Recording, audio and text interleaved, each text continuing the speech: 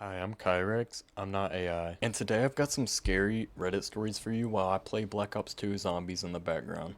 This first story is from r/Tales from the Creeps, and the user is Commander Keen 21. I experienced something that shouldn't be possible.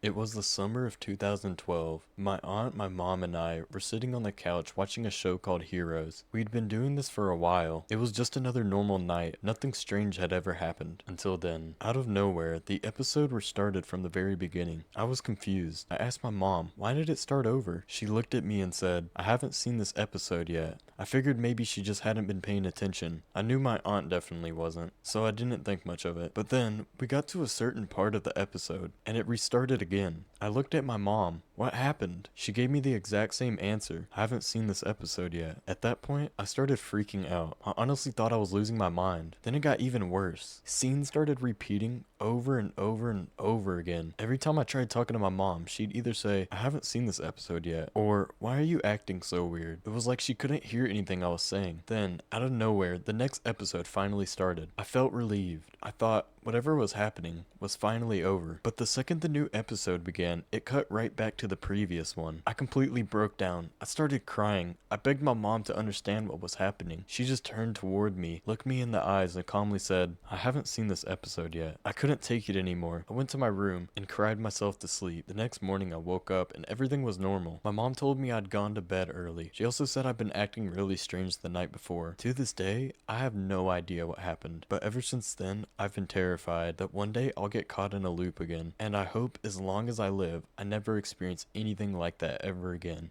That was definitely the best story I've read yet. I'm not too sure what kind of schizophrenic episode was happening to that guy, but it sounds like the type of nightmares you get whenever you eat melatonin. The user claims the story is really real, which is so crazy to me. The second story is from r/horror stories, and the user is Griff1214. He was inches away from finding me. My name is Michael and I'm a 14-year-old boy who lives with my aunt in the countryside. Now out here we have no neighbors. The closest place to my house is about 8 miles away. I've always loved living out here because I've always liked the seclusion, and the road we live by is always dead at night, which makes for good sleep. Now my aunt is always working the night shift, so this means I would be home alone pretty much every night. Long story short, I came home from school on a relatively crappy day. Thunderstorms and rain all day and all night, and spent my day playing video games and Snapchatting my friends. At about 9 o'clock, my aunt came upstairs and told me she was heading off to her job. I was always fine with this because I liked being home alone. I had full range of the house and could play loud music all I wanted. Who wouldn't love that? At about 11 o'clock, I had started feeling tired and laid down to watch some YouTube and go to sleep. And soon enough, I did. I woke up at some odd hour of the night to somebody knocking on the door. I sat up and muttered, what the hell? I thought my aunt had got home from the night shift and reluctantly went to go answer the door and out of habit checked the window beside the door to make sure it was her, but there was nobody there. I thought to myself, probably some stupid kids knocking on my door and running away, and I dismissed it at that and went back into my room. I checked my phone to realize it was 3 a.m. and the thought of teenagers ding-dong ditching my home was suddenly out of the question, given that it was a Wednesday, and I basically lived in the middle of nowhere. Just as I was thinking, I heard a bang coming from the basement. I jumped and tried to make up an excuse like the noise of the thunderstorm to calm me down. We always kept our basement door locked anyway, out of my aunt's paranoia and fear of someone breaking in. That's when I heard footsteps slowly creaking up the old wooden stairs in my basement. Frozen with fear, I grabbed my phone and called 911. The operator told me to go to the upstairs room in my house and grab a weapon to defend myself, but there was no way I was going to grab a knife from the kitchen, especially when I heard the door being slammed and quickly realized that someone was trying to bust it down. I jumped from my bed and closed my door quietly and hid in my closet like the 911 operator has told me to do. This was easily the scariest moment of my life, but suddenly the banging stopped. But what comes next will haunt me for my whole life. Whoever it was screamed at the top of their lungs, but it wasn't a normal scream, it was an insane scream. And then I heard the basement door collapse. Now he was full out screaming as he sprinted up the stairs. He went through all the rooms down the upstairs hallway, still screaming, until he reached mine. My door unfortunately didn't have a lock on it, and when I heard him open my door, I was paralyzed with fear. I could see him through the shades of my closet. He was still screaming, looking all over my room, even under my bed. But then after trying to hold my breath for too long, I let out a puff of air. He perked up, looked straight at my closet, and slowly walked towards it, no longer screaming. I couldn't even breathe at the moment, especially when he just stopped right in front of the closet door. I could see him through the closet, and he had the biggest smile I had ever seen. As soon as he slowly reached for the closet doorknob, there was a loud bang at the door and somebody yelling, yelling, "Police!" The man quickly ran and tried to run out my window but failed. As soon as I saw the police tackle him, I instantly ran out of the closet and outside, now realizing that was a stupid move on my part. After a couple of minutes, I saw the police bring the man out in cuffs, but on the way to the car, he stared at me with the biggest smile and the craziest eyes I had ever seen. Watching him ride away with the police was the greatest moment of my life, but what still haunts me today is the face he made as he was standing in front of my closet door, ready to do something horrible. The story was pretty terrifying, something I definitely don't want to experience myself, and to think this was someone's last moments and got the bad ending. This next story is from r/nosleep, and the user is throwawayjess22. I met a guy off a dating app and he turned out to be wanted for murder.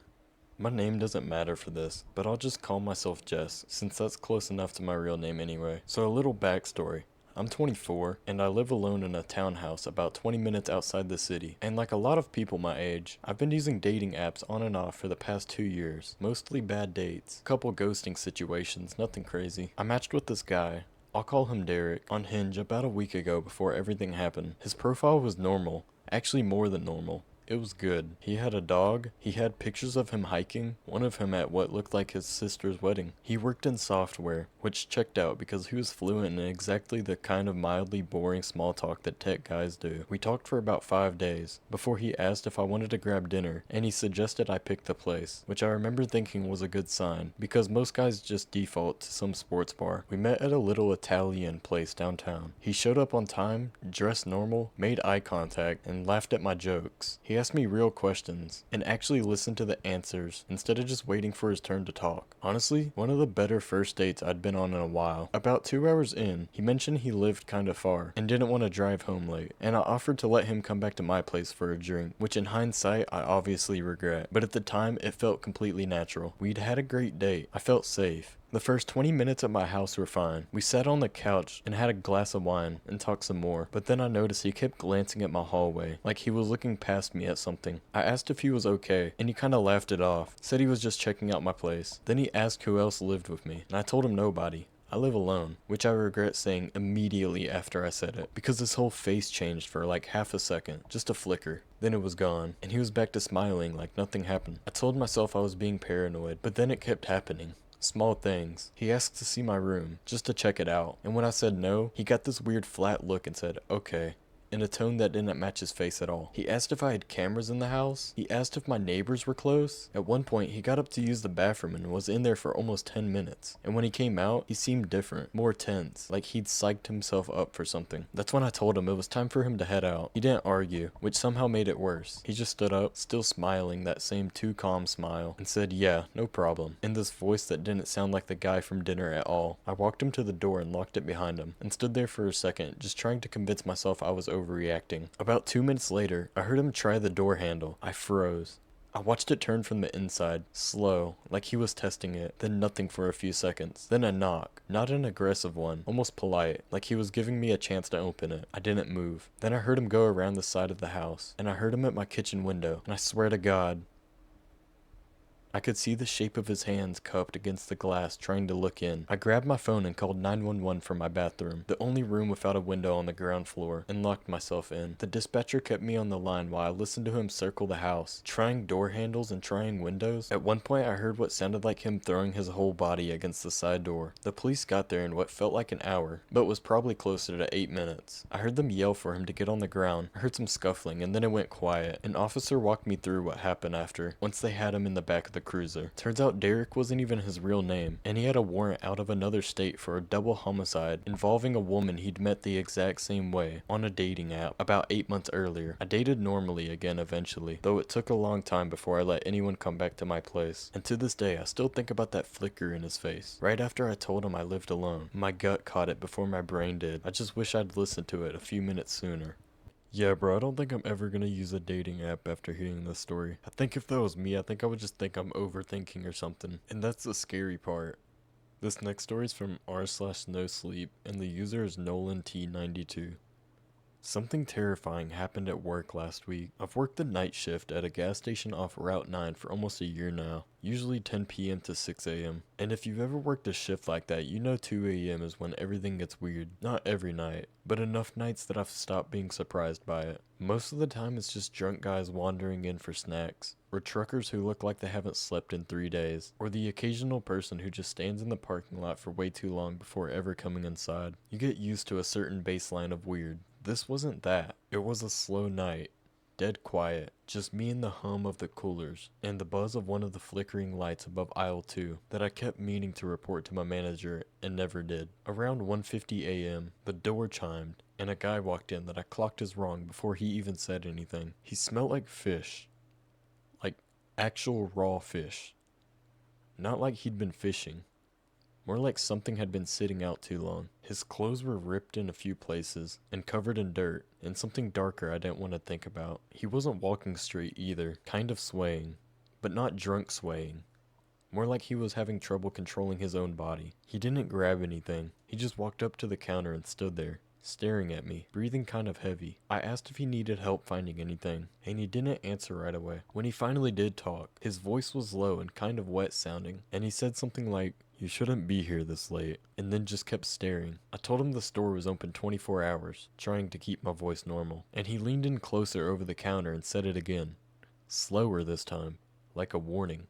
"You shouldn't be here." Then he said something happened, real quiet, almost to himself, not really to me. I asked him what happened, and he just smiled, this awful, too wide smile, and said I'd find out eventually. And then he turned around and walked out, still swaying, and disappeared into the dark past the parking lot lights. I didn't call anyone. I know. In hindsight, I probably should have. But we get weird people through here all the time, and he didn't threaten me physically, so I just chalked it up to another 2 a.m. freak and tried to shake it off. I locked the front door for a few minutes just to be safe, then unlocked it again because I still had a job to do. For a while, everything felt normal again. I went back to restocking the cigarette shelves behind the counter, half watching the parking lot cameras out of habit, and half just trying to talk myself down. Around 2:05, I noticed the guy's shape still out there, way out past the pumps near the tree line, just standing there, not moving, just facing the store. I told myself he was probably just some homeless guy passing through, maybe having some kind of episode, and that he'd wander off eventually. Every time I glanced back at the monitor over the next 10 minutes, he hadn't moved an inch. About 20 minutes after he first walked in,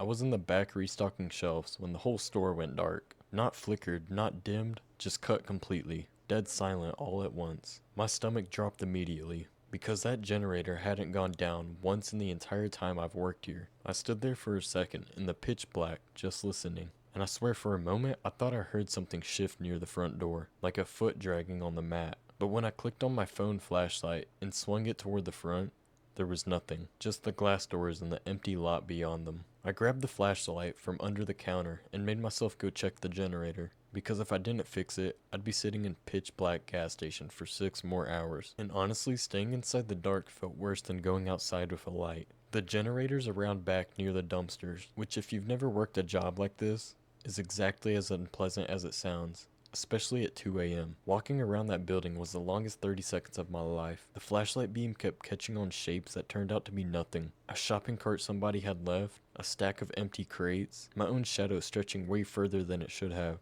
I got to the generator, and the panel had been knocked loose. Not broken exactly, just knocked open like someone had messed with it or slammed into it. I fixed it back in place, flipped it, and the whole thing kicked back on, lights flooding back over the lot. I remember feeling relieved for about 2 seconds. Then I heard something behind the dumpster. I swung the flashlight over, and I could see him.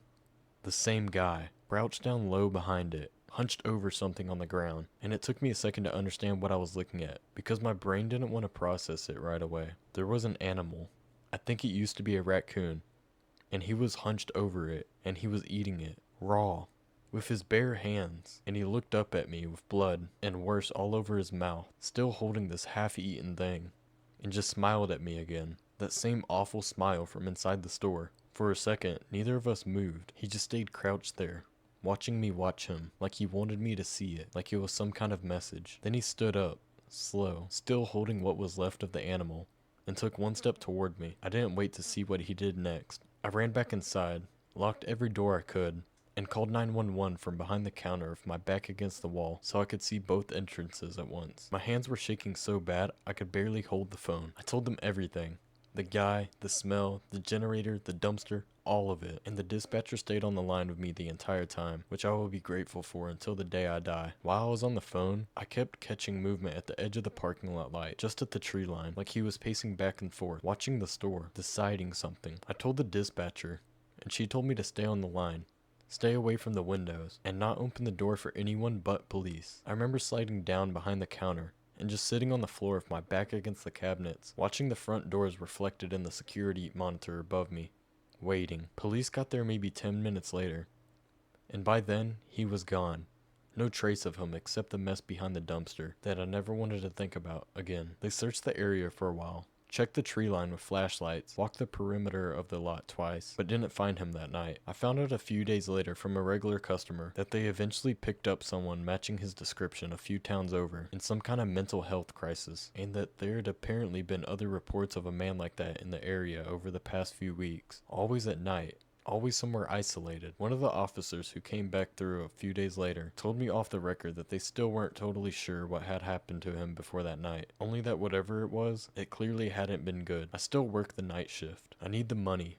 And honestly, I don't know how to explain to my manager why I can't do 2 a.m. anymore. But every night around that time now, I find a reason to be near the front of the store, in the light, where I can see the parking lot. And every time the power so much as flickers, my whole body goes cold before I even think about it. I've also started keeping the back door double checked an hour before he ever showed up that night, just in case 2 a.m. ever decides to get weird again.